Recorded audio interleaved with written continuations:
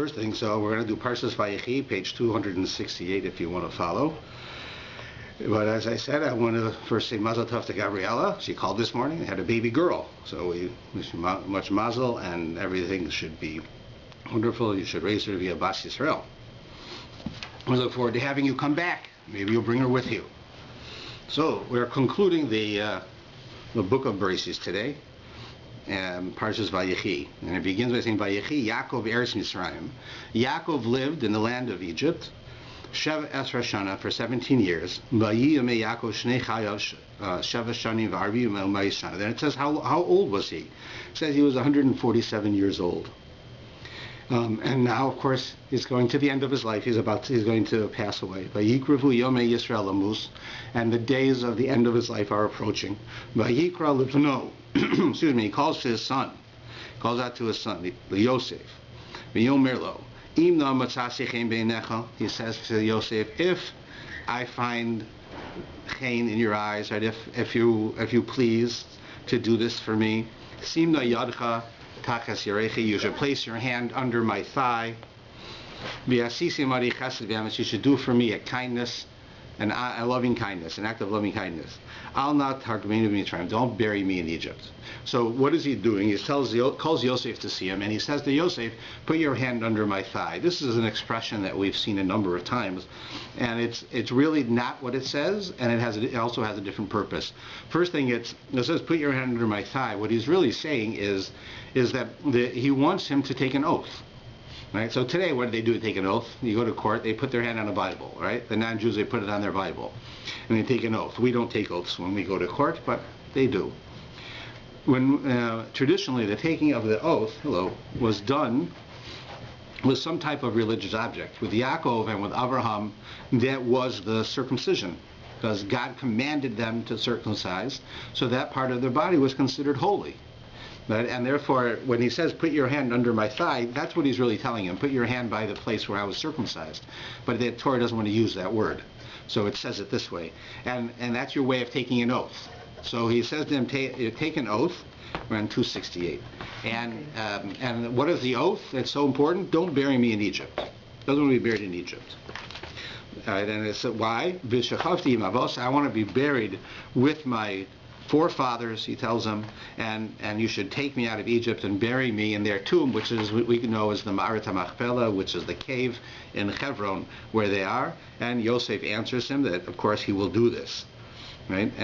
He promises him that this will be done, and we know that it was done. That Yosef at the end, after Yaakov passes away, Yosef takes Yaakov's body together with his brothers, and they take them back to Israel. And you'll see here in the Parsha the story of how it happens.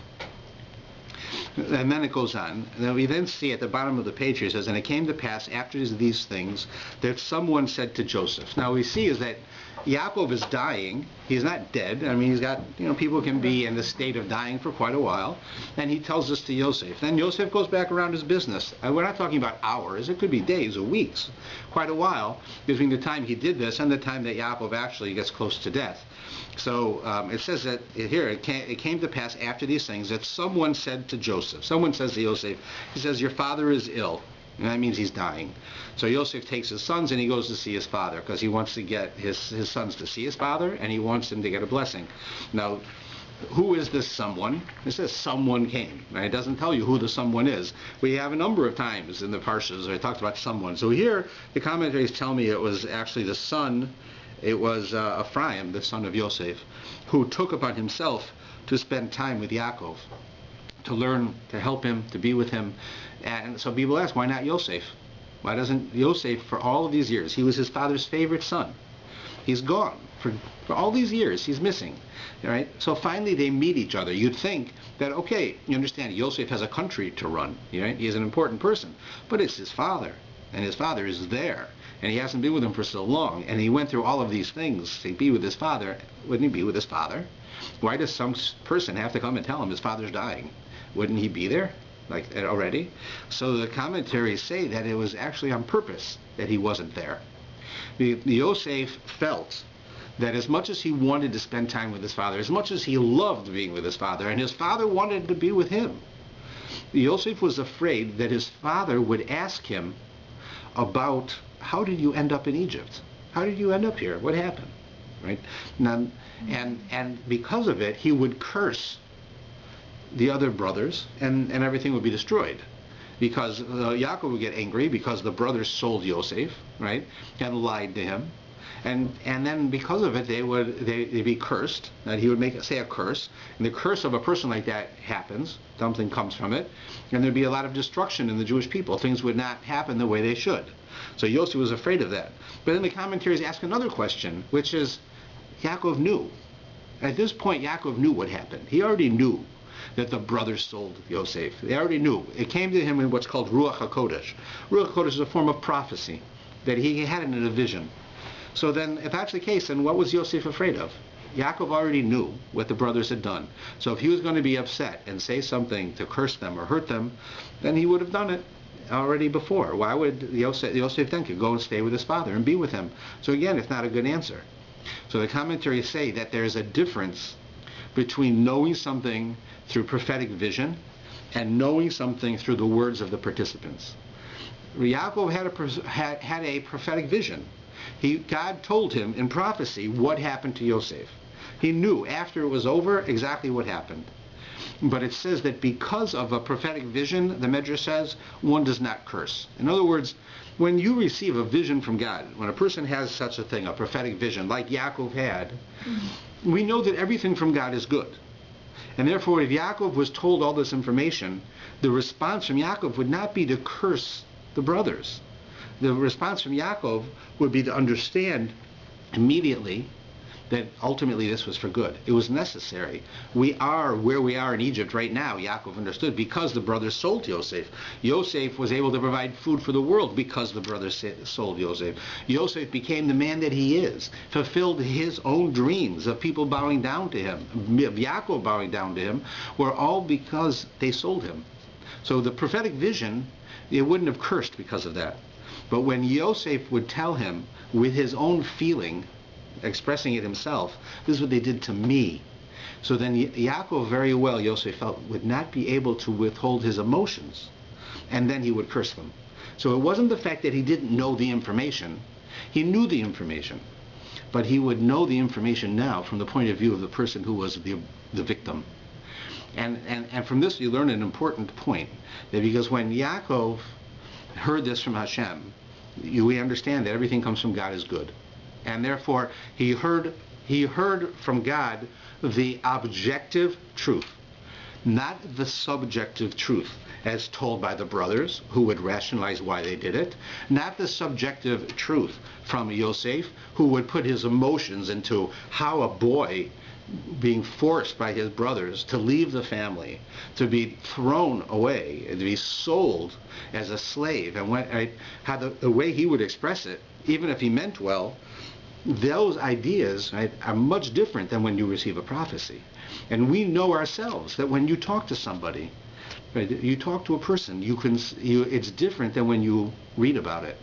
Right? Like I tell people very often when you're doing business, you want to get a job, for instance, you want to raise money, whatever it is where you're interacting with a person and you need to have that person do something you want them to do, to hire you, to give you a raise, to give you a donation, whatever it is, what we have to do is to make it that you, the person requesting, is a person to the person hearing you. In other words, like let's say you're interviewing for a job. Any job today you're going to interview for in general, you're going to have 100 other people interviewing for. Right? And of the 100 people, there'll be at least some others who have the same background as you. And so then why should he choose you over that one? Why should he choose that one instead of you? There isn't necessarily a real reason. But what it boils down to is the reason that he wants to meet you rather than just read your resume is because how does he feel about it? Does he feel a security with you? Does he feel that you're responsible? He doesn't really know. He's only meeting you once. But after reading everything, and now we've got 10 people who are exactly the same in the books, right, in the paper, in the resume, in the references, now I want to meet them. So when you present to this person, your goal is to make yourself real. Make yourself a person, not just another statistic. And when you make yourself real, through your own conveying of emotion and of how you say things and how you react and act, that will get you the job because of how you are. That's what happens with Yosef. If Yosef would express to his father exactly what happened, even though the father knew what happened, it would sound different from Yosef, because Yosef was the victim, and he's going to say, you're going to hear the pain in his words of what it's like to be rejected by your family, to be that your brothers are going to kill you. And they end up saying we're not going to do what we should do. We're not going to kill you. We're just going to sell you. So you can imagine how he must have felt and how he would convey that. But because of that, Yosef understood this, and he did not want to spend time with his father because he didn't want his father to ask him to tell the story. Yeah? I know Yaakov knew about the prophecy, but did Joseph know that Yaakov knew? Yes, because at this point already they'd already interacted. So, right? But the difference was that if Yosef would spend time with Yaakov, and Yaakov would then get into a conversation on this, Yosef would not be able to hide the passion and the emotion that would come out when he says it. Already knew that's from God, and that's good. Correct, but that's the point, is that our emotions always affect our logic. When God tells you something, he tells you the objective truth. Objective truth doesn't come with passion, it doesn't come with emotion, doesn't come with tears, doesn't come with laughter. It's truth. And you know it's true, and that's analytic. That's how you think with your head. But when Yosef speaks, he's going to speak with his heart, how he felt. That guy didn't tell him. That's not part of the story. That's how Yosef felt. It's important, but that's not part of the facts. He wants, give me the facts. Gave him the facts. The facts has nothing to do with how Yosef felt when his brothers sold him. Right? But Yosef's going to say that. So that's why Yosef was afraid that he would lose control, and he would tell that to his father, and his father would curse the brothers. So there we see why Yosef did not spend as much time with his father as he might have otherwise. That's an important detail, but it's an important question that they ask. So now he comes, and here we have this very interesting thing. Here we have the famous blessing of Yaakov to the sons of Yosef. We know that Yaakov eventually here blesses all of his children. Every one of them receives a blessing based on their personalities, based on the vision that Yaakov sees for their future. Right? He blesses them. But he blesses the two sons of Yosef, and he says that they're like sons to me. Right? In other words, your sons, who are sons, they're my grandchildren, are like sons to me. They're different. And he gives them a blessing as if they were a son. And you see throughout the Torah that you'll have times when they count the tribes. Sometimes they count the tribe of Levi. Sometimes they don't count the tribe of Levi. Sometimes they count the tribe of Ephraim and Manasseh. And sometimes they count Yosef. That you'll see sometimes that instead of having, when there's no Levi, then you only have 11 tribes, right? You have to have 12. So when there's no Levi, then you'll notice there's also no Yosef. Instead, there's Ephraim and Manasseh, which are two tribes. But they're not brothers. They're not part of the 12 tribes. They're the son of one. But yet they're treated on a higher level. They're treated as if they were a son. So we have a very odd thing that happens here. We see this on 270, 271, that Yosef brings them, and it says the following. Yaakov goes through this whole story of what happened to him, and then he says, and now your two sons who were born to you in Egypt, before my coming to you in Egypt, shall be mine. Ephraim and Manasseh shall be mine like Reuven and Shimon. Just like Reuven and Shimon are my sons, literally my sons, not my grandchildren, then Ephraim and Manasseh are like my sons. Now that's a special privilege. They're being treated like, in other words, they're not vice presidents anymore. Now they're partners. Right? They're on a higher level. There's something special about them that Yaakov recognizes. And he says, but progeny born to you after them shall be yours. He says, but your other children, Yosef, that you have from this point on, they're your children. They're grandchildren to me. They're not children to me. They're grandchildren. He looks at them differently. They will be included under the name of their brothers with regard to their inheritance. They'll be a part of a tribe. Right? They'll be part of Manasseh's tribe, part of Ephraim's tribe, part of Yosef's tribe, but they won't be their own tribe like Ephraim and Manasseh are. Like treated like their uncles.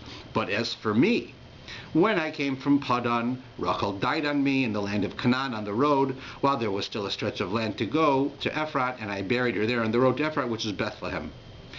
So suddenly you have this weird thing. Yaakov is dying. Right? This is the last things he's going to do. So he's laying in his bed. Yosef comes for a bracha. He tells them, your children are special children. They're like children to me. I'm going to give them their own bracha, like a child that I would give to my own child. I'm going to do that for them. And then he stops, because he goes back, if you read on, he goes back to the brachas, about the brachas and the children and so forth.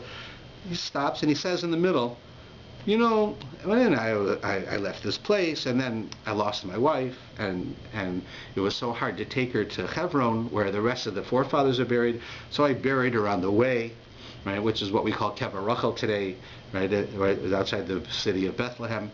Right, that you see that Rachel is buried separately from the rest. So here Yaakov says this. He says that my wife died on me in the land of Canaan on the road, while there was still land to go before Ephrat. Now Ephrat is Hebron. That's where the rest of them are buried. And I buried her there on the road to Ephrat, which is Bethlehem. That's the city of Bethlehem, and that's where she's buried today. If you want to go to Hebron, for instance, to see the tombs of Abraham, Isaac, Jacob, and all of them, you will go past Bethlehem. And there on the road, you'll see the place where Rachel is buried. There's a tomb there. It's a place people go to pray. And it's there on the road. Why is he saying it now? Like, what does this got to do with anything? So firstly, of course, simply we understand that he feels a certain amount of regret that he wasn't able to bury his wife that he loved. Rachel was the love of his life. Right? She's the one that he worked for. Then they switched, right? And he got the other sister. But that was the love of his life. And Yosef, that's his mother. Right? Rachel was his mother. She only had two sons, Binyamin and Yosef. She was his mother. So he's telling her, Yosef, why your mother wasn't treated with the same respect that my other wife was, Leah, who was buried with the forefathers. So, and he says, because she was buried on the way. Because we had too far to go. I'm not going to carry a dead body all this distance, so I buried her there. We know that he received a prophetic vision, that in the future, the Jewish people who are living in the land of Israel would have the Babylonian Empire would attack, destroy the temple, and take the Jews off to slavery. And as they were going off to slavery, the path that they took was right by the grave of Rachel.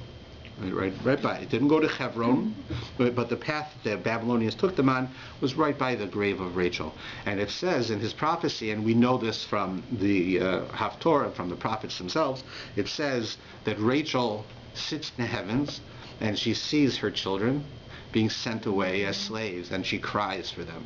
Rachel cries in heaven, and God consoles her and says to her, that I will bring your children back. They will return back home.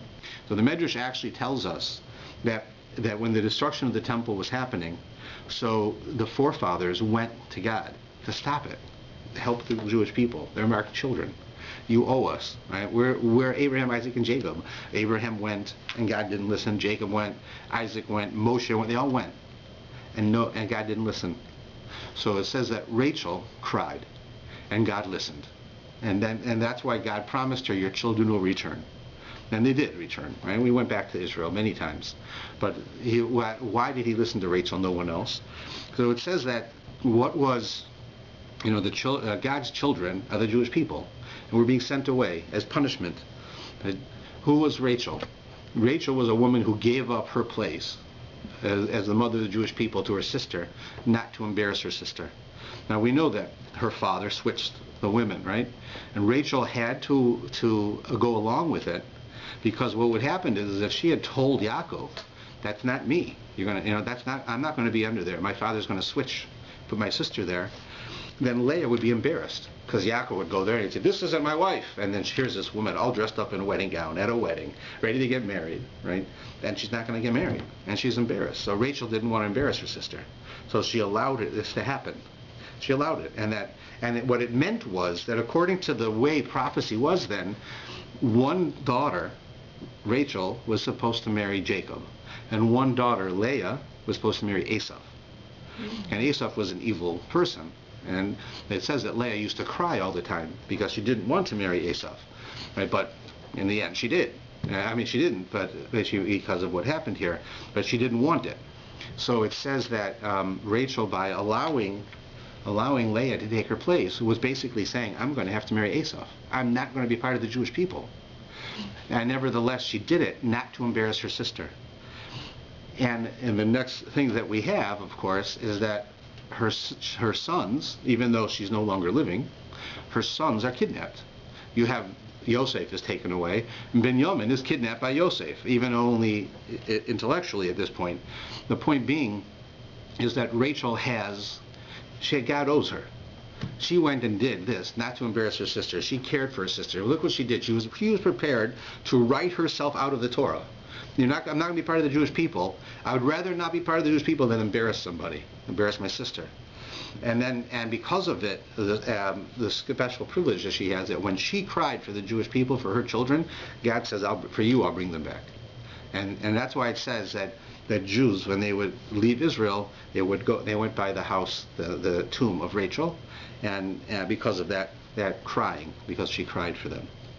And he tells him this right here as to what happened, because Yosef's her son, and he wants to know, why doesn't my mother bury with everybody else? And so that's why. So then Yaakov, who has already saw Ephraim and Manasseh and already starts talking about them, clearly knows it's them. Then he says, who are these? I mean, he looks at Ephraim and Manasseh and says, who are these? He just gave him a whole spiel that he knew who they were, and then he suddenly says, who are these? So Yosef tells his father, they're my sons that God gave me. And then Yaakov asks him to bring them forward, and he wants to give them a blessing.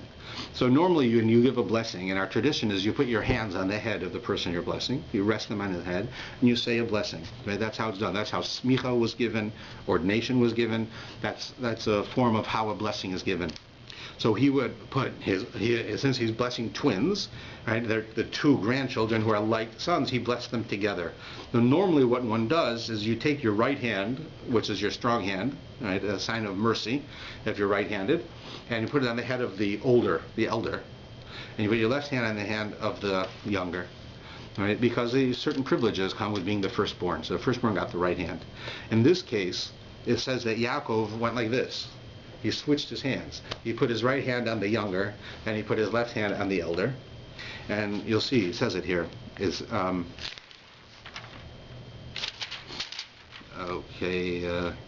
I say right here. something? Yeah. Sorry to interrupt. What happened when it was right in the beginning, Esau and Yaakov, was it? When the one was holding his elbow. What about it? How did they hold the blessing with them? Well, he was born, right? And they were blessed separately. That. Right? Yaakov and Esau were blessed at separate times. Two different people. Sorry. It's okay. So here, if you look in verse 17 on page 272, 273, it says that you start at the top of the page. It says that Joseph removed them from his knees. He took his children off his knees, and he puts them forward for Jacob. So he says, Joseph took the two of them, Ephraim with his right hand to Israel's left, and Manasseh with his left to Israel's right. So Israel's right, that's because he's the older one. And he drew close to them. So he brought the two boys closer to his father, with the older one on the right side, so he could put his right hand on him. But Israel, that's Yaakov, right? He has two names, extended his right hand and laid it on Ephraim's head, though he was the younger son, and his left hand on Manasseh's head. And so he went like this. Right? Here's the older one with the right hand, and the younger one with the left hand. And so instead of going like this, is how he should have done it, he went like this, and he switched his hands. So Yaakov saw that his father was placing his right hand on Ephraim's head, and it displeased him.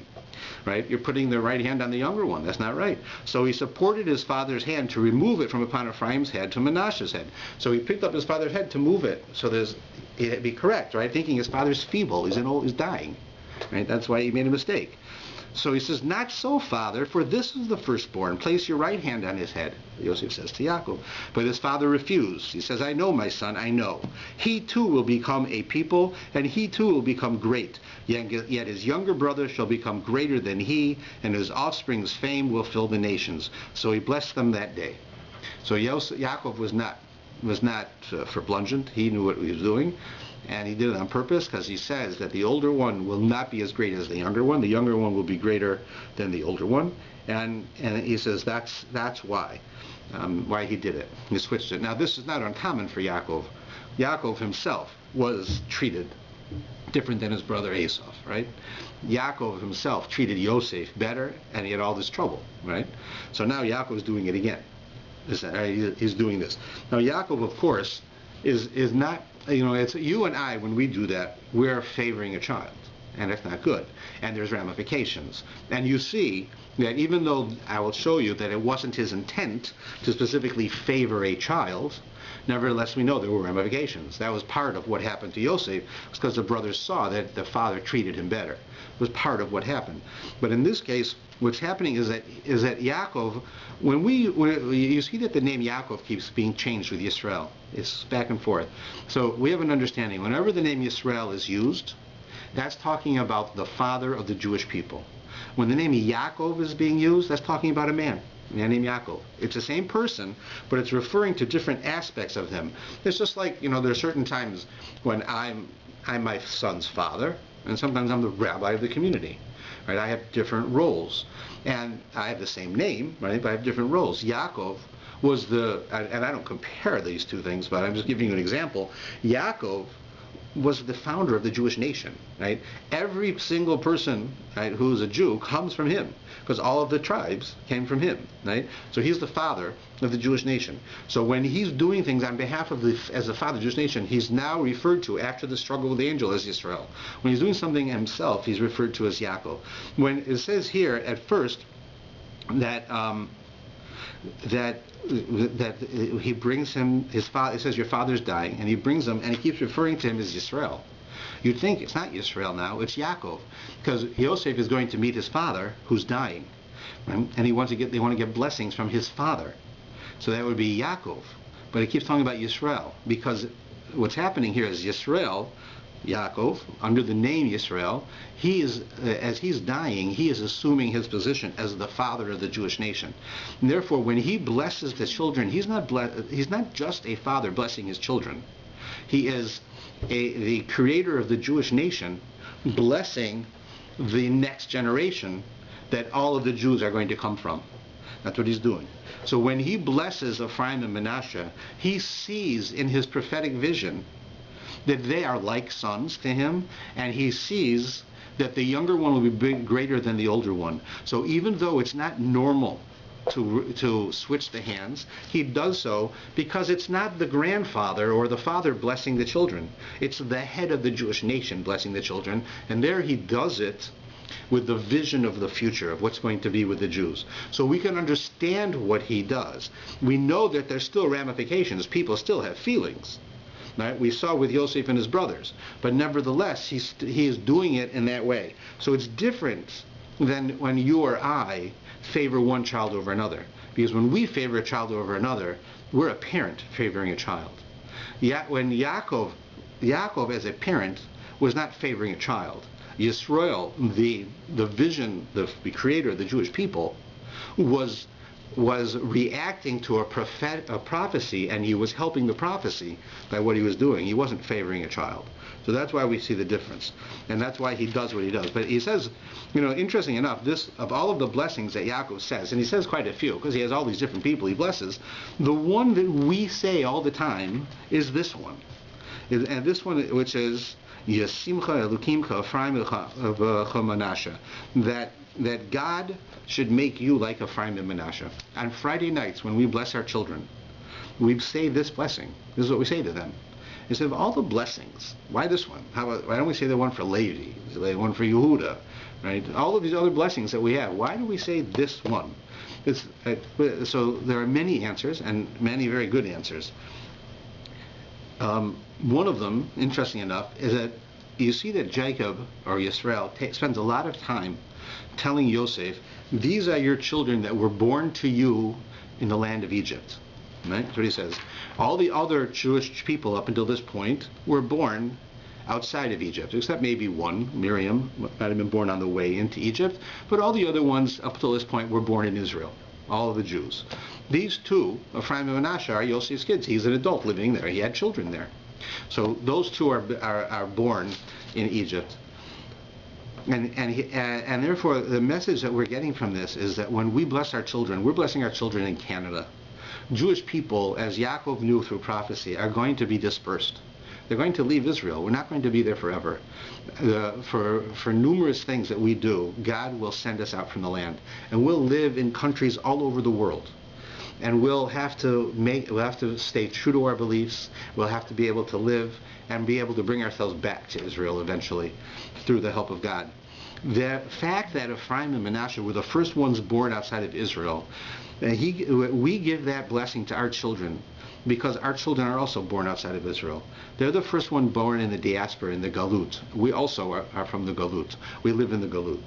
And therefore, we bless our children just like Yaakov did, because when Yaakov blessed those children, he was giving a bracha to the first one Jews to live outside of Israel in the way that they did, to be born and live there. And we do the same. Our children are like that. Therefore, it's one of the reasons that we give this. Another example is that while you see that Yaakov favors the younger over the elder, you don't see fighting between the two of them. You don't see that the two of them don't get along. They happen to get along quite well. They're very different. One of them is a Torah scholar. The other one is a very astute diplomatic expert. They're both observant, right? Very observant, but they're different in their personalities, and yet they get along. And this was also a statement that while you see the brothers couldn't get along, right? They fought, and Yosef got sold. These two are getting along, and we're saying this also to our children, that this is an important thing. The unity, the relationships between Jews is important, so that we're going to bless our children like Yaakov blessed these two.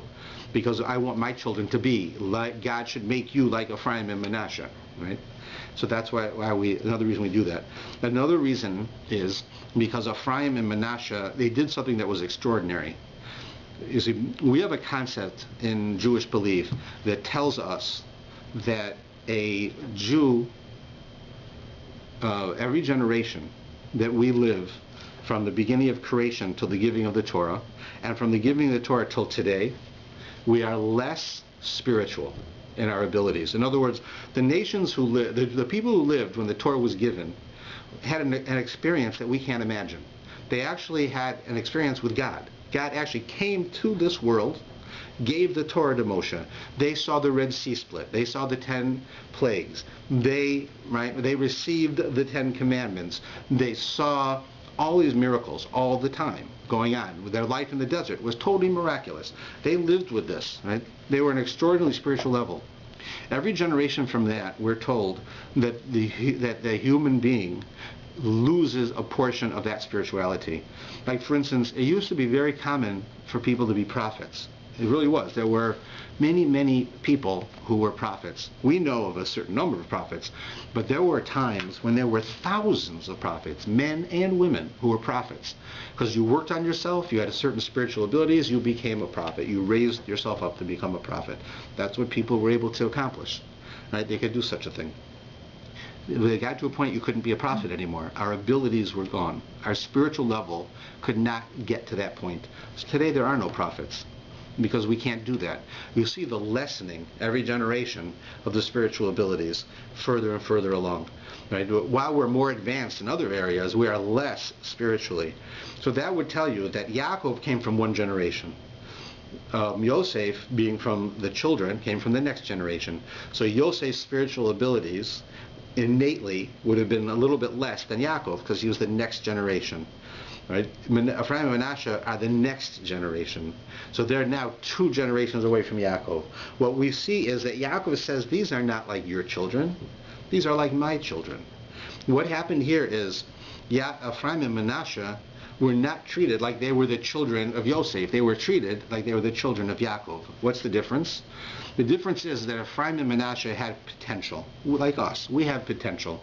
If you work on yourself and you strive and you really try throughout your whole life, you might be able to fulfill your potential, to become the greatest person you can be. We all have the ability to use what God gave us and to become as great as we can. Right? And that's what God wants from us. He doesn't want us to be great. He wants us to be as great as we can, as great as the potential He gave us is. Right? If He didn't give us great intelligence, He doesn't expect us to be geniuses. If He didn't give us great wealth, He doesn't expect us to be able to buy everything. Whatever He gave us, He expects us to use it to our full potential. Ephraim and Manasseh were examples of people who were able to not only fulfill their potential, but to actually go beyond it. They actually went beyond the norm. of fulfilling your potential. Something that is so rare, we hardly even understand what that means.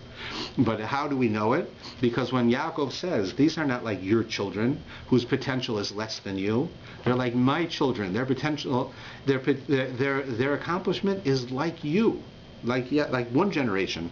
They've gone beyond their potential and became even greater. And that's what we tell our children. Yes, our goal, we're held accountable to fulfill our potential. You and I have to do that. That's our job. God brought us into the world to work on ourselves, to improve ourselves, to do good things, to learn Torah, to strive, to become the people we should be. That's why God put us here. And if we fulfill our potential, we're great tzaddikim, we're great righteous people. Ephraim and Manasseh went beyond that. And we tell our children, fulfill your potential and be like Ephraim and Manasseh, even go beyond that. Because God will give you a gift. He'll give you even more. Like we understand that if you have a person who he doesn't have the ability to learn, to study. It's just not everybody can do it, right? It's hard for some people. They don't have the ability to do it. They work on themselves, they want to do it. God will give them a gift. If you want to learn Torah so bad, you try so hard, you'll be able to do it. It's not like other things. Like, if you work and work, you might not become the greatest bodybuilder or the greatest lifter of weights, right? Like you have in the Olympics, because there's only so much your body's going to do. There's only so much you can do. But when it comes to the spiritual world, it's open. God gave you your potential, but if you fulfill your potential and you want more, He'll give you more. He'll give you that ability. Ephraim and Manasseh did that, and we want our children to be able to do that. That's so we give our children that same bracha, that you should also have that potential and that ability. So that's one of the reasons. Each one of those are different reasons why we say those blessings to our children rather than another one. So now at this point, beginning on 275, he starts with all of the blessings, and he goes through each one of the children, speaking about them, referring to various things. And there's a lot to say about them. And a very interesting one, I think, would be to look at 277 with Shimon and Levi. Shimon and Levi, very interestingly, were the two who raided the city of Shechem. If you remember, their sister Dinah was kidnapped by the prince of Shechem, and he wanted to marry her, and he took her. He just took her, right? And she was kidnapped. So the brothers heard that their sister has been kidnapped and wanted her back. So they had to come up with a way to do so. So what they did is they went and they gave the impression to the people of that country, to the king, Hamur his name was, to the king and the prince, that sure, let's intermarry. Let's become like one. That's what they said. That the people, let's become like one. Wait, our sons will marry your daughters will marry our sons. We'll be like one nation. Right? That's what the king said to the Jewish people. So they sort of led him on. If you circumcise yourself, then, we got something to talk about. So this guy wanted to marry Dinah so bad, he went and he got every single citizen of his country to be circumcised. But the brothers realized that if they circumcise themselves, they're going to be weak. I mean, they just had surgery, right? These adult men circumcising themselves or getting circumcised. And they decided they're going to raid the city and they're going to get their sister back. So they went in there and they killed everybody. And they took their sister back. Right? So Yaakov was embarrassed by this. Even though they did it to help their sister, his daughter, right? It's not right that she should be taken against her will like that, and that the whole people should be degraded because of it. Nevertheless, they didn't do it in a way that Yaakov was happy. Right? Even if they deserved to die, they tricked them. Circumcise yourself and we'll be like you, and they tricked them. They used his desire against the guy. So here he says, Shimon and Levi are comrades. Right, this is their blessing.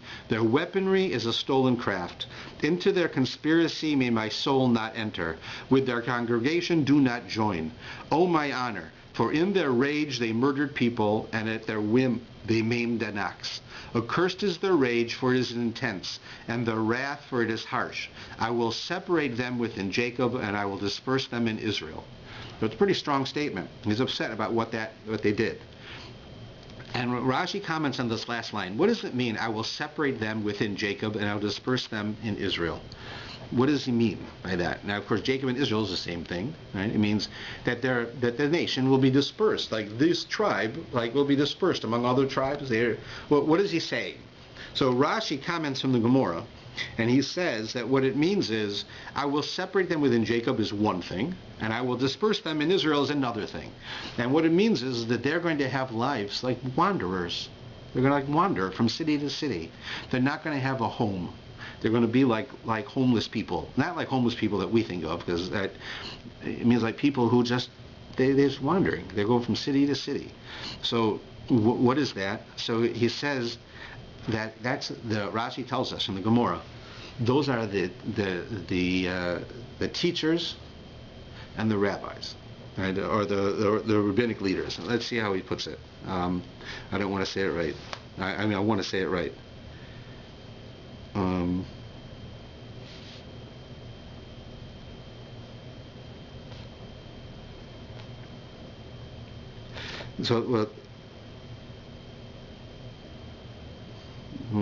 I don't want to keep you waiting.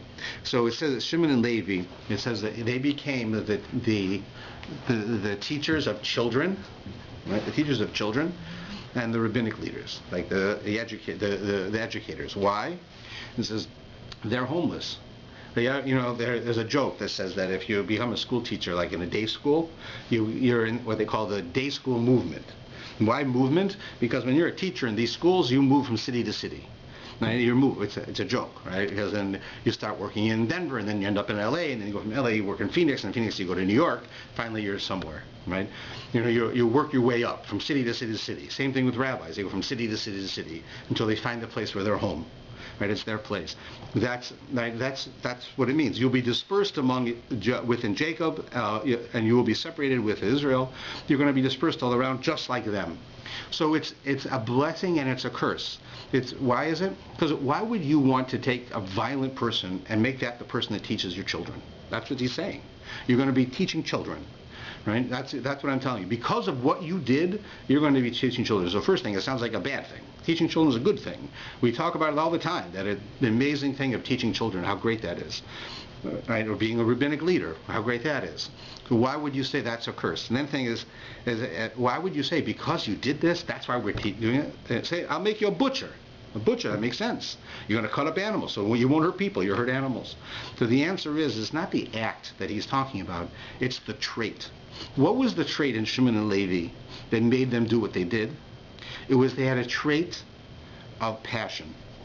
They felt for their family. They felt loyalty to their family. They felt loyalty to the Jewish people. They were passionate with it, and therefore they did something that was against their personality. They didn't have violent personalities. Jews are not violent. You don't see that among them, that they actually want to hurt people. They're not cruel. So he says that the point is that his point is that the passion that you have, the loyalty that you have, that's what I want in the teachers for my children. When the Jewish children go to school, I want them to have a teacher who will turn them on, who will make them love it, who will see how real it is and how alive it is.